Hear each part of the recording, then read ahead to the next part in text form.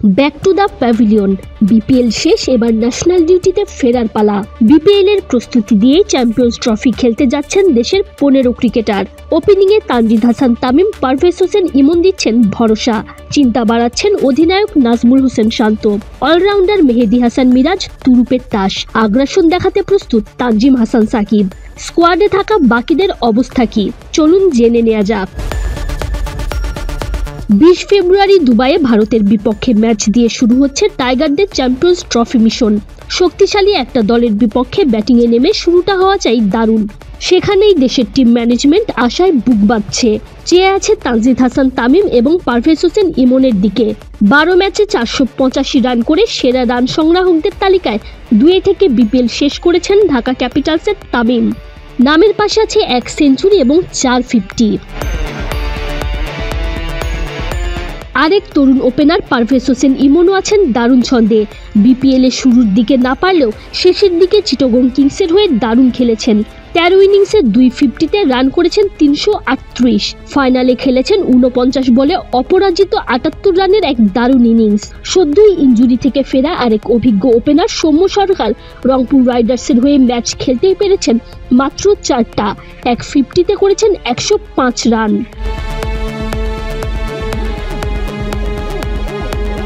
Top order সামলানো দলের অধিনায়ক নাজমুল হোসেন শান্তর এবারের বিপিএল কেটেছে একেবারেই হতাশার।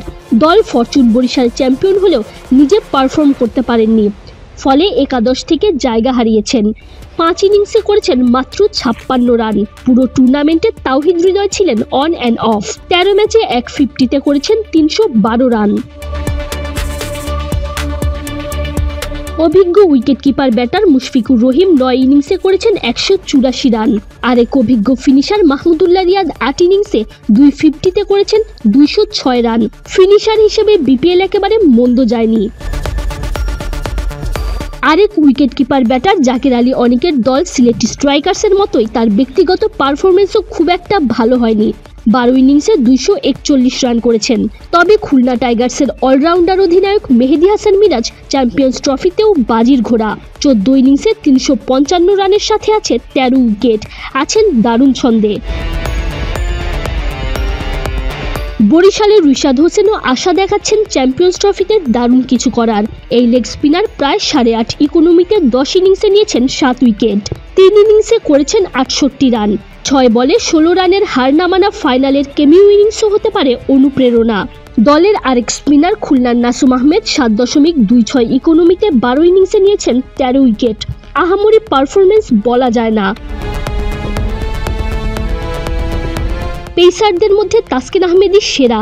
দুর্বার রাজশাহীর হয়ে 12 ম্যাচে মাত্র 6.5 ইকোনমিতে নিয়েছেন টুর্নামেন্টের সর্বোচ্চ 25 উইকেট।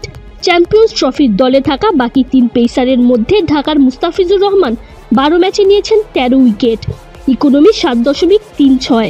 8-এর বেশি ইকোনমিতে সিলেটের তানজিম হাসান সাকিব খানিকটা খরুচে হলেও 9 ইনিংসে নিয়েছেন 16 উইকেট। রংপুরের নাহিদ রানাও 8-এর বেশি ইকোনমিতে 12 ইনিংসে নিয়েছেন 10 wicket. Tanjim Oishi, BD Cric time.